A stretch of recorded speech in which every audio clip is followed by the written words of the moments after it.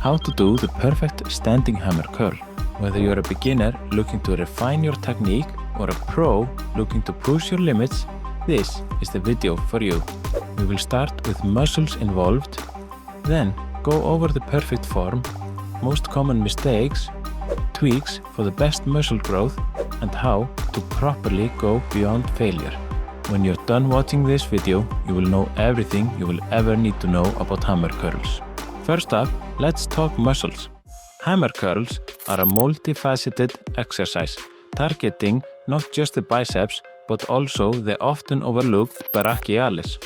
This muscle plays a crucial role in enhancing the appearance of your arms, as its development pushes the biceps upward, contributing to a larger and more muscular look. Additionally, hammer curls engage the brachioradialis, one of the most prominent muscles in the forearm, significantly impacting forearm strength, and plays a key role in the overall appearance. This makes hammer curls an excellent choice for anyone looking to develop both the size and strength of their arms comprehensively. Let's move on to perfect form. Step 1. Grip the dumbbells in the middle or rest at the top for less grip strength involvement. Hold the dumbbells with a neutral grip, that is palm facing each other. Step 2. Stabilize your body. This step is a critical but frequently forgotten step in exercise routines. It not only fortifies your stance, enabling you to lift more weight effectively, but it also significantly lowers the risk of injury, especially in your lower back.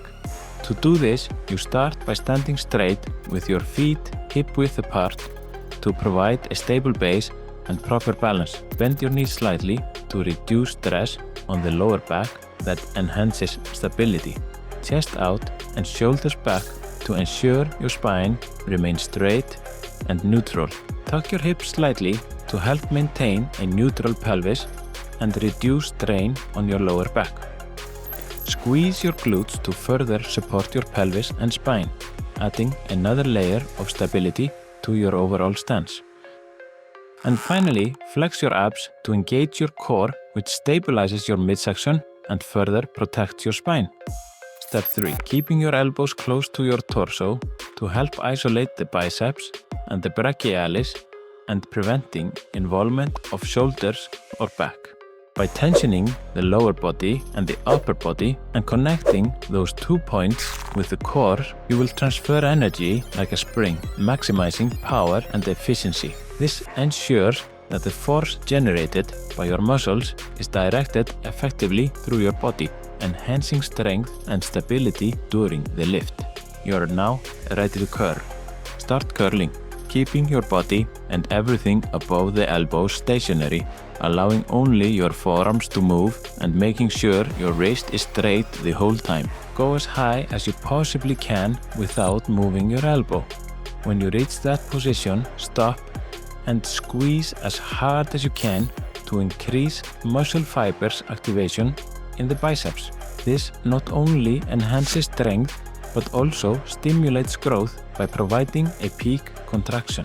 Then slowly lower the weight back down with full control to increase the time your muscles are under tension, which is a key factor in muscle growth. When you reach the bottom, make sure you fully extend your arms by slightly engaging your triceps, not only to make sure you're doing full range of motion, but also to fully stretch your biceps, which is also a crucial step in muscle growth. I recommend doing 1 second up, pause briefly with a squeeze at the top, then 2 seconds down for the most optimal tempo.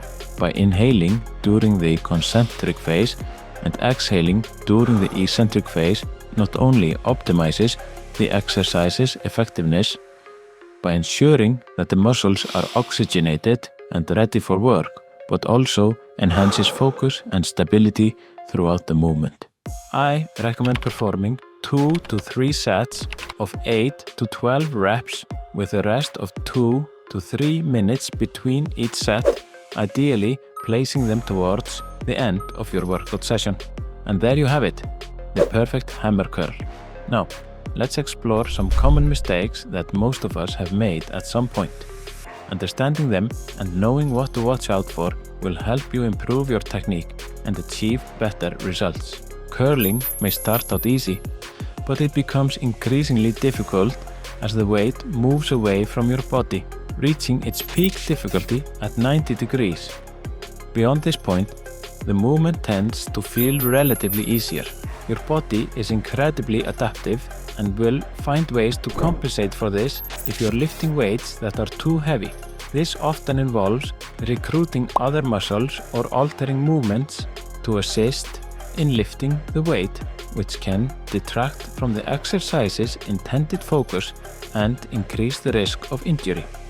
Practice makes perfect, and awareness of these mistakes is the first step to correcting them. Mistake number 1. Moving your shoulder down.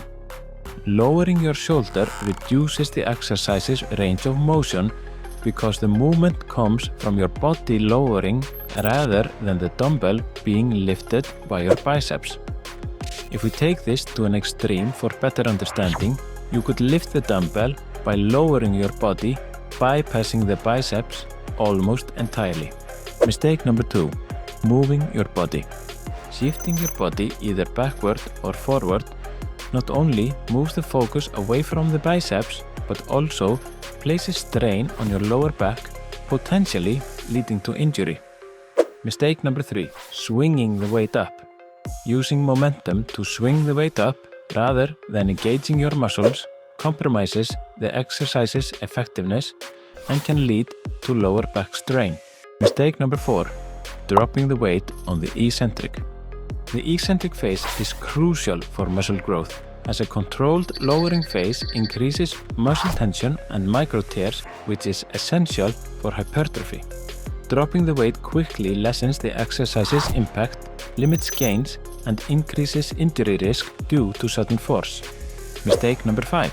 Not keeping your wrist aligned with your forearm. Allowing the wrist to bend or flex during the curl increases the risk of wrist injury, especially when lifting weights heavier than your wrist can comfortably support. Mistake number 6. Not using full range of motion. Failing to use full range of motion limits muscle stretch and peak contraction, which is essential for maximizing muscle growth and strength gains. Mistake number 7. Moving your elbow forward. Moving the elbow forward often happens on the concentric. It shifts the focus away from the biceps to the shoulders. Mistake number 8. Moving elbows backward on the eccentric.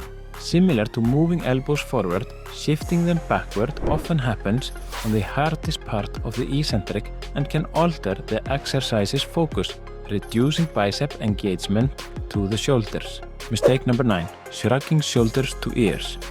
Raising the shoulders adds unnecessary tension and shifts some of the workload to the traps, away from your biceps. Mistake number 10.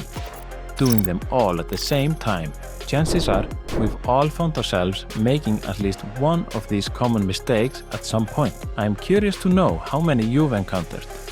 Drop a comment below and let me know. Now that we've covered how to sidestep the most common mistakes, let's shift our focus towards a few tweaks if your goal is to maximize muscle growth. Beyond just lifting the weight, there's a powerful technique that can elevate your muscle growth significantly: the mind-muscle connection. By channeling your attention on engaging and feeling the biceps work through each rep rather than just lifting the weight, can lead to significantly better muscle growth. One arm at a time versus both. Engaging one arm at a time not only focuses your effort, but also minimizes core engagement, allowing you to lift heavier weights. The trade-off is time. A practical tip for those who prefer using both arms simultaneously. On your final set, when additional reps seem impossible, switch to one arm at a time. This switch can help you squeeze out a few extra reps, pushing your muscles even further. Next one is seated versus standing. Similar to the bilateral versus unilateral consideration, performing exercises seated as opposed to standing significantly reduces core involvement. This reduction can enable you to lift heavier by concentrating your effort more directly on the target muscles. The final one is how you hold the dumbbell. Adjusting your grip can also make a difference. Holding the top part of the dumbbell handle closer to the weight can lessen the demand on your grip strength, allowing you to focus more on the lift and potentially handle more weight. For those focused on achieving the best possible muscle growth, consider combining these strategies. Adjust your grip to the top of the dumbbell handle, perform it seated, one arm at a time with mind-muscle connection. This combination optimizes your ability to lift heavier by minimizing other muscle involvement and focusing intensely on the target muscle groups. Lastly, to truly maximize muscle growth, pushing beyond failure in your final set can be incredibly effective. But remember, this should only be attempted after reaching true failure with strict form. Number 1 is partial reps. When you can no longer complete a full range of motion, continue with partial reps. Lift the weight as far as you can, even if that's just 10% of the full range, until you absolutely cannot move the weight anymore. Number 2 is drop set. After reaching failure with strict form, reduce the weight by 30% and continue to perform as many reps as possible. Once failure is reached again, drop the weight by another 30% and repeat. This method dramatically increases the volume and intensity of your workout in a short period. Number 3 is pausing. Use a little momentum to lift the weight to 90 degrees and hold it there for as long as you can. Aim to maintain the position until the weight inevitably lowers, challenging both your strength and endurance to their limits. Number 4 is cheat reps. Use a slight momentum to help lift the weight when strict form can no longer be maintained, then focus on a slow, controlled, eccentric phase. However, caution is key with this technique, especially to avoid straining your lower back. Ensure any momentum used is minimal and controlled.